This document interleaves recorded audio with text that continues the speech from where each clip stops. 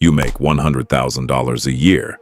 You should feel rich, but after taxes, it drops fast.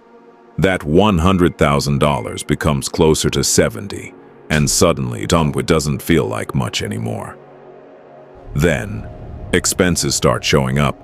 Rent, food, car, insurance, and they don't stop. They keep coming from every direction. Your money starts to shrink. Little by little, it disappears. And this is where most people get stuck. Because while your money goes down, your lifestyle quietly goes up. Better apartment, better car, better everything. And at first, it feels like progress, like you're finally moving forward. But in reality, your expenses are just catching up, sometimes even faster than your income.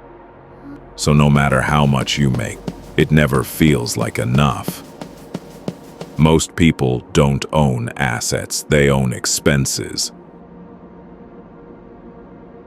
Things that take money every single month. Assets grow, expenses drain.